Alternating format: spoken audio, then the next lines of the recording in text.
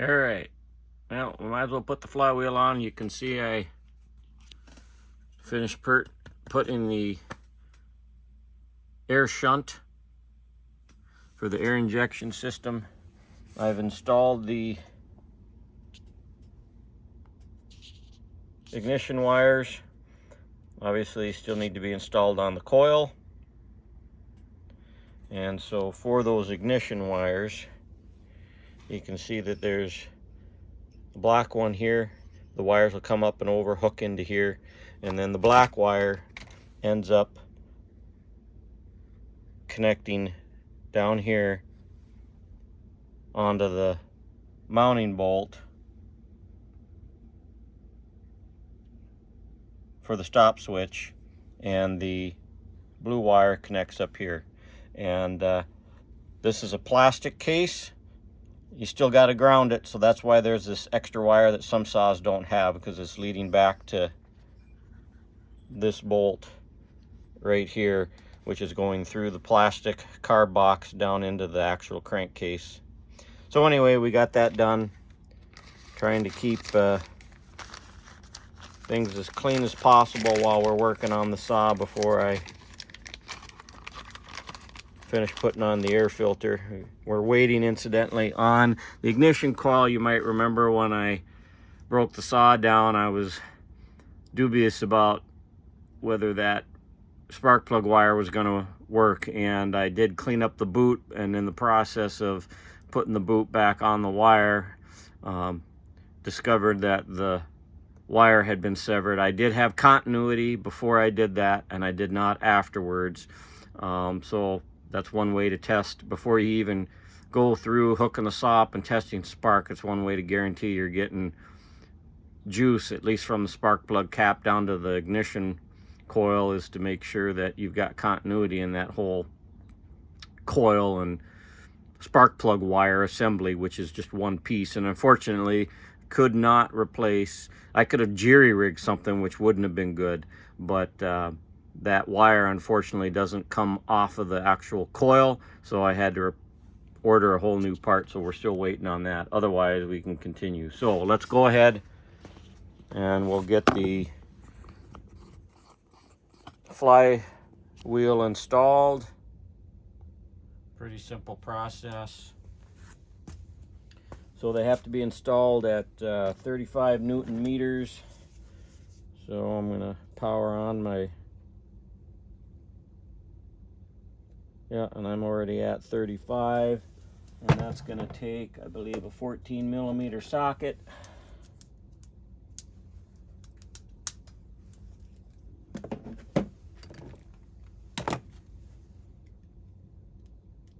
Yeah, maybe only a 13. I think I've done this before. Yep, it's going to take a 13.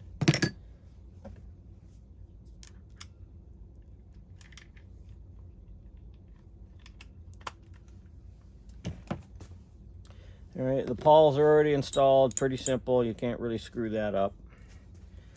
And those are tightened to 9 Newton meters. So I'm just going to find where the slot on the drive shaft is, line up the key as best I can, and once it gets fully lined up, she should just, there we go, slide right into place. Put the washer on.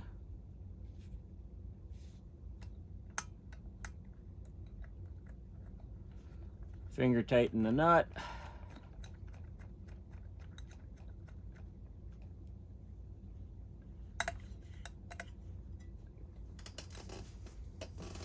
Go get a couple rubber bands. All right, rubber bands.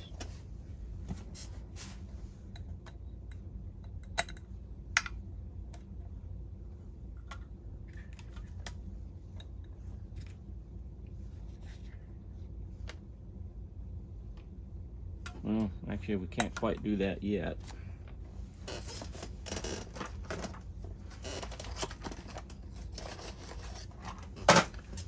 Get our piston stop installed.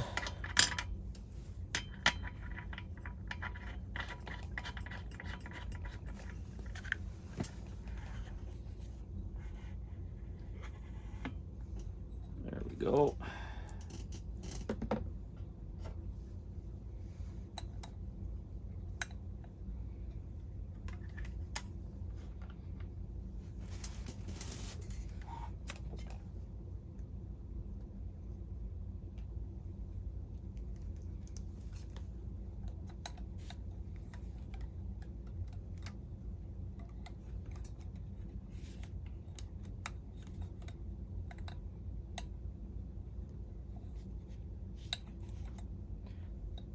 all right, I think you get the picture there.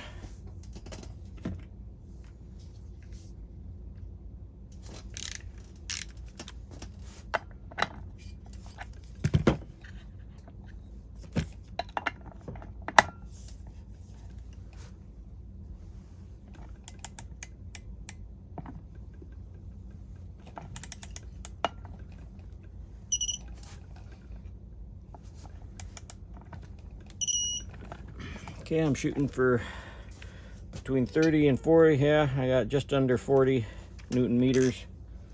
That's what it says in the 394 manual. On the 288, it says 35, so we're good. Not gonna have to worry about that come flying off on us now when we start it up.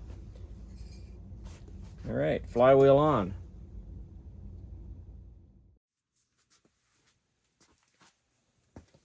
All right, let's get the oiler on. Here's all of our oiler parts. I did take apart the oiler. Everything was fine. Cleaned it up a little bit. Replaced the X-ring that had been compressed. Was definitely no longer very pliable. But all else was fine. No other springs, washers, or set screws in there needed to be replaced. The old washer here is going to be fine. The worm gear is actually in very good shape, so we're going to reuse that. Looks like I can resalvage the oiler inlet. There was a little crack here, and this tip had fallen off, which would have allowed debris to get in.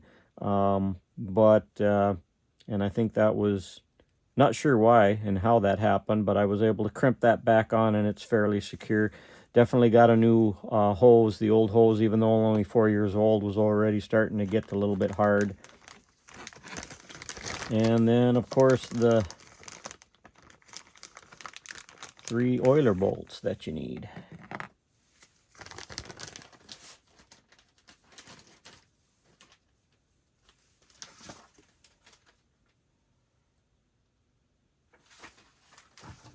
Okay, those oiler bolts get torqued about 2 to 4, so we'll probably put them on at about 3 Newton meters.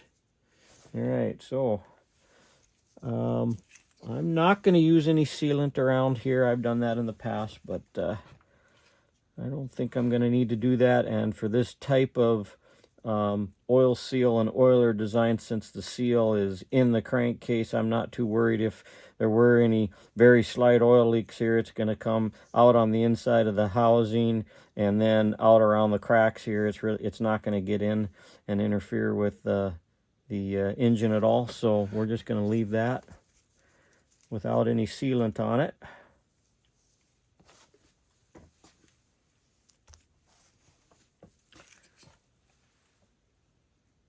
Just going to put a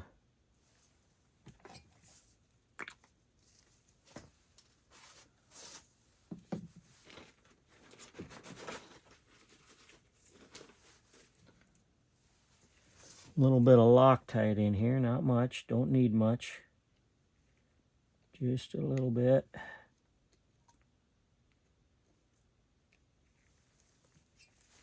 Blue Loctite, easy to take off. I don't think a high strength Loctite is necessary. We're not talking about cylinder or case bolts here. Okay, so this is going to be pretty simple. Maybe I'll put the saw like this.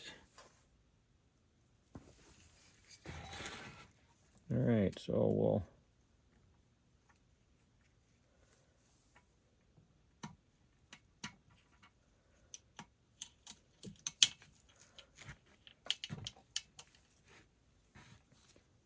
press that in.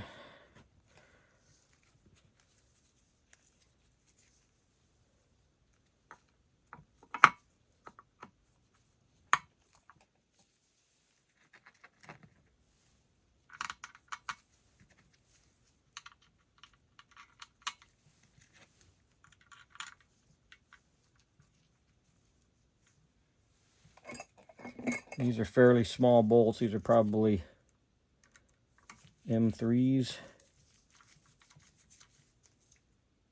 They take a 3mm Allen wrench to get them secure.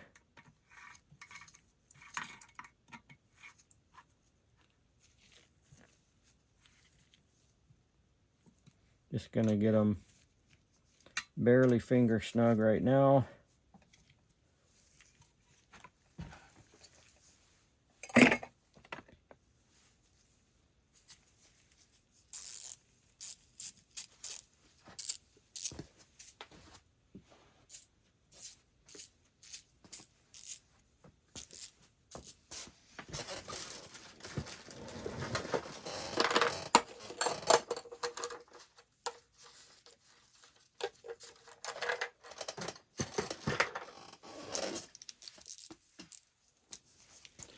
Alright, set our torque wrench to,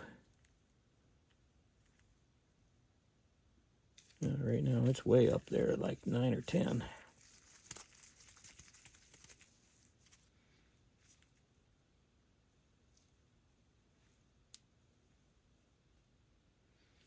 Set 3 right now.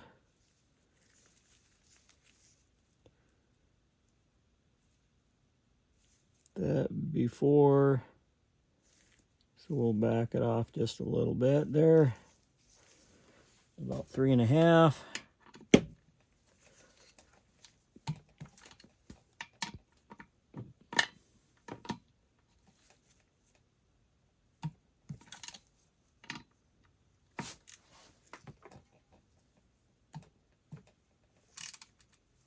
Okay, that's done.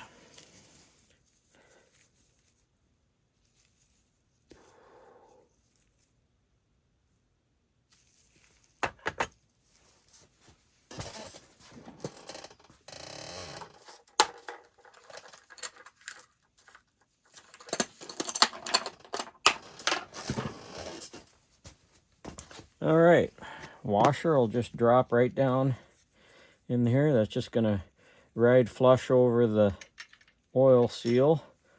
That way, if there's any pressure from the worm gear on it, it's not gonna wear on the rubber part of the oil seal, and then that worm gear just fits right in there. That'll ride up against the piston pump on the oil and drive it as soon as the clutch engages the clutch drum. So let's see what kind of goodies we got here for the clutch assembly. You might remember the drum was in pretty tough shape. The needle bearing was. The operator basically never maintained his saw. And so we got a new clutch drum. We got our 3/8 7-tooth rim sprocket. And the needle bearing. I said when I tore down that I was going to reuse the clutch, and I could probably get by for a little bit longer, but she was right at spec. So now let's see if you can see this.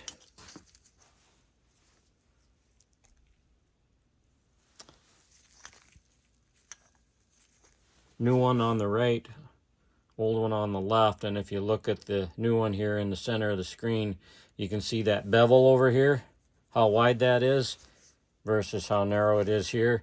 It was pretty much just right at minimum spec and even a hair under in a couple spots on the old clutch. So technically it really did need to be replaced.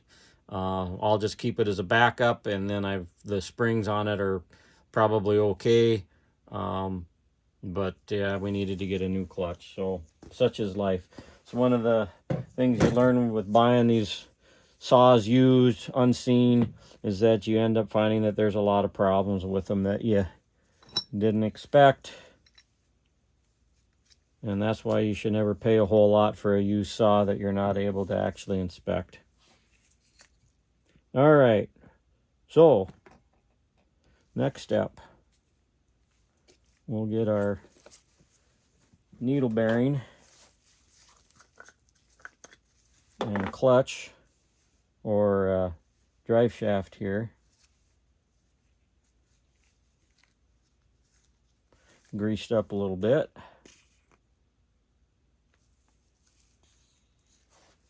Whatever lithium grease you got will work. I'm just using white lithium grease here. In the field, I've actually got bearing or chainsaw bearing or conventional bearing grease, which will work just fine.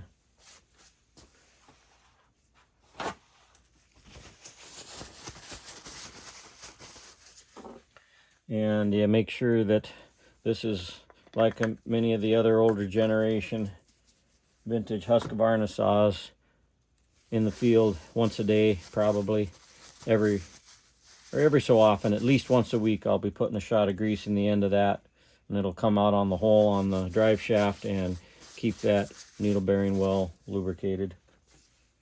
Okay, so we've got our rim sprocket installed. This is going to slip over the needle bearing, and the notches of the clutch are just going to slide right into the notches of the worm gear.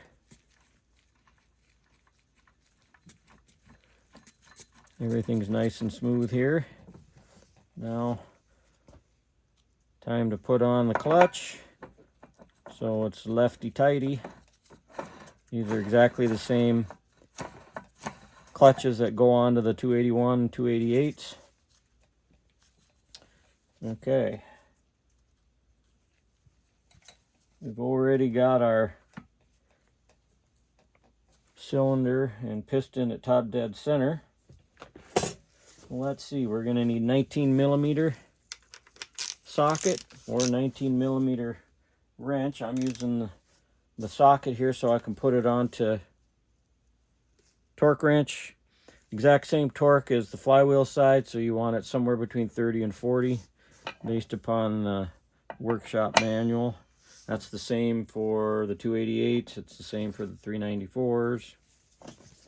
Okay, so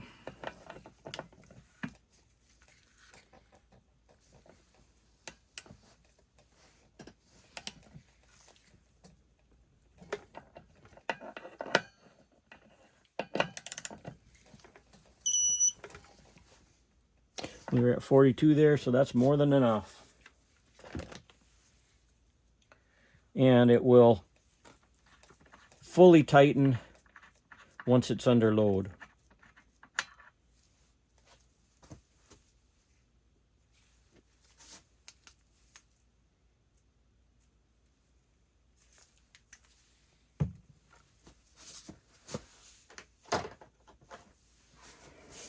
All right, so we've got the clutch assembly on now.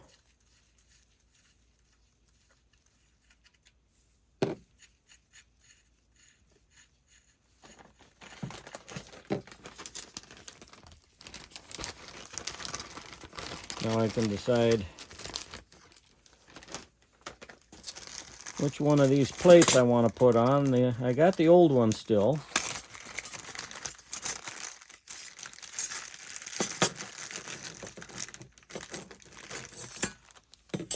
But here's the old one. Man, it's still probably functional. But the new one carries a little bit more protection against rash up here from a chain. So I'm probably going to use that instead. And we'll just slip that over there like so. And then the nice thing about this and later generation saws is that they came with this nice little screw to keep these plates on. One of the notorious things about these previous generation without these set screws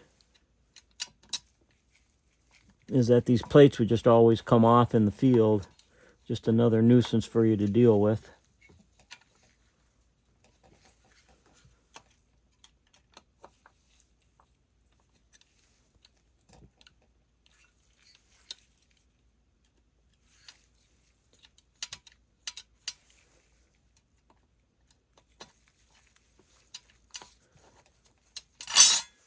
This one's got a little bit of tension coming out this way, and I don't like that, so I'm just going to tweak it a little bit.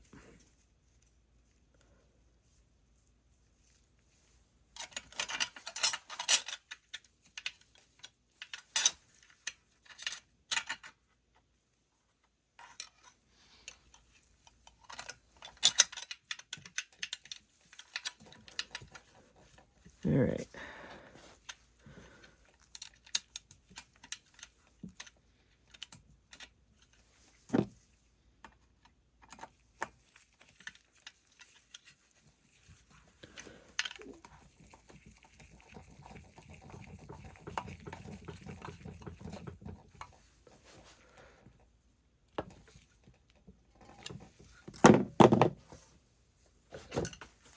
Don't want that coming off. So I'm gonna. It should be rare that you have to take that off unless you're just doing it for some routine cleaning.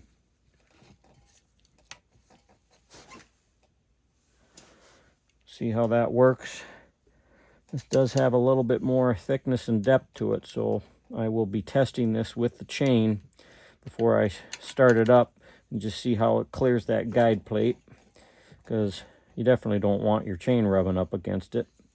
But it should guide chain without hitting the tooth. Yeah, should be fine. All right, that is on. So basically we're at the stage now where we're ready to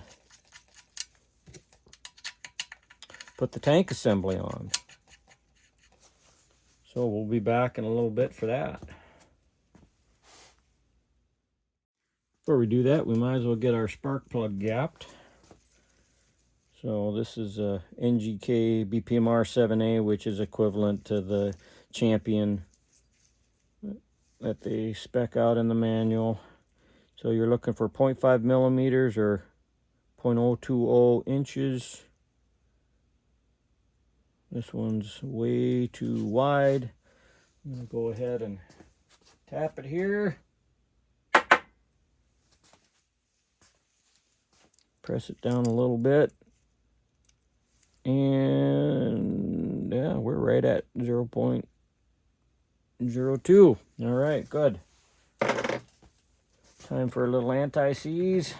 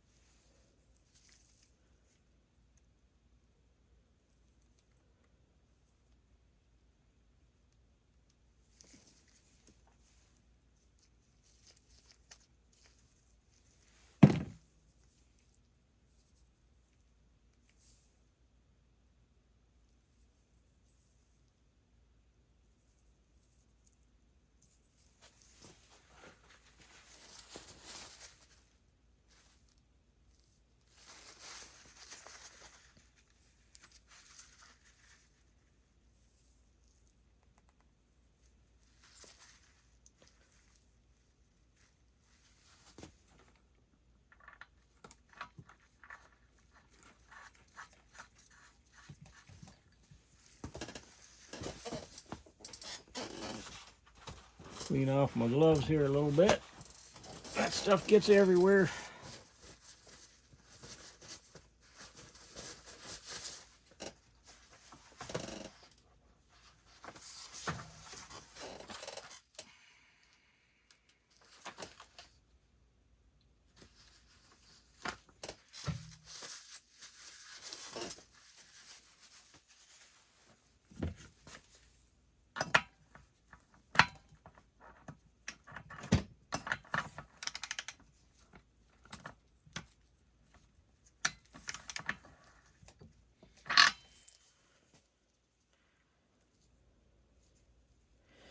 I'm going to set that to, oh,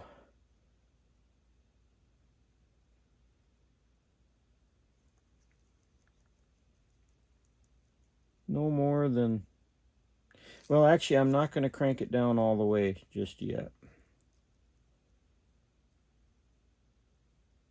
I'm going to set it for about 20 Newton meters, but we're not going to torque it until we're ready to do a compression test. And for that, I need the handle assembly on. So anyway, spark plug's installed. Now it's ready for further assembly. All right, well, I'm going to reuse this bumper. And they're currently out of stock, so just going to make myself a little hook.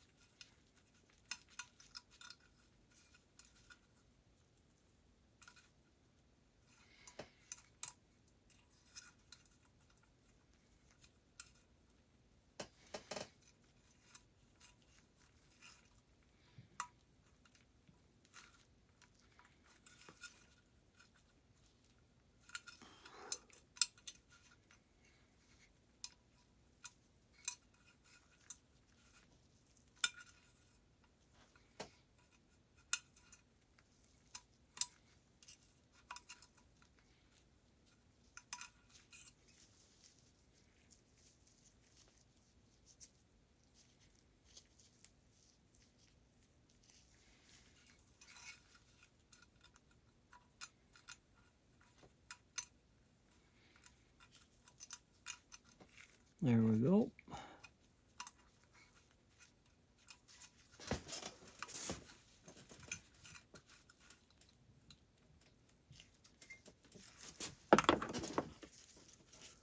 Just trying to capture it.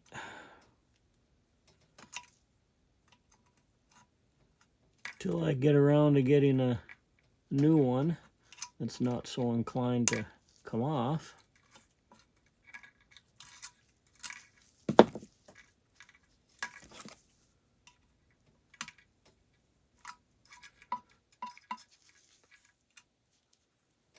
There we go.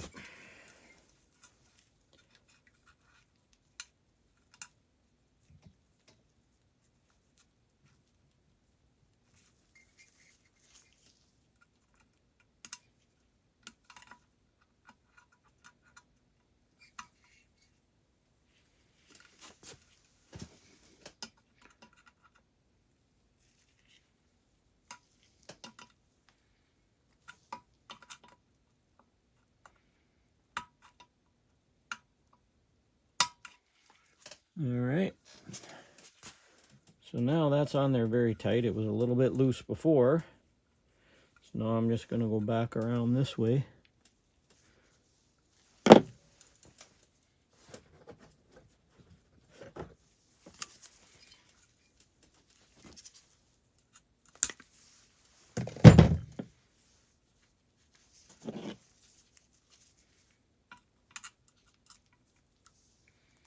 Feed that through this little slot.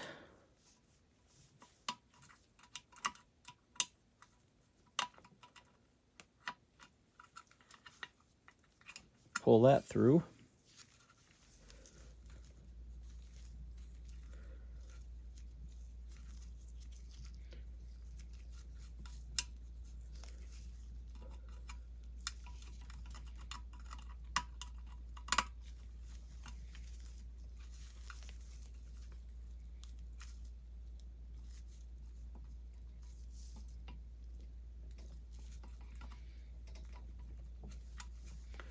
And there we have it. That won't come off now, so we're good.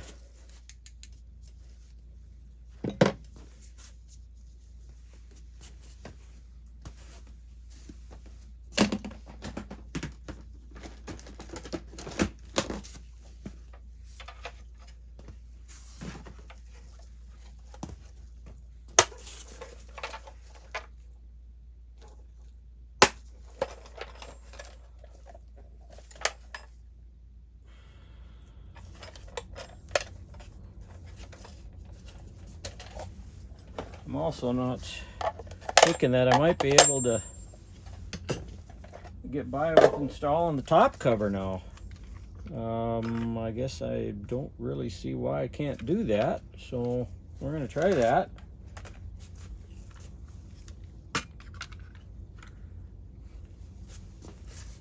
Get you zoomed out a little bit.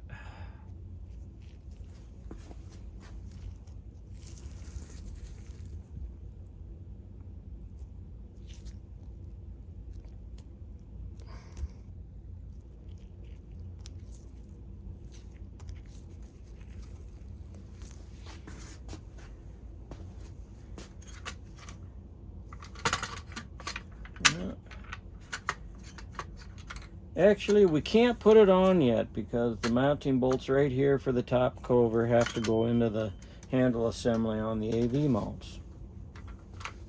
So we'll be back when we're all set with the handle assembly.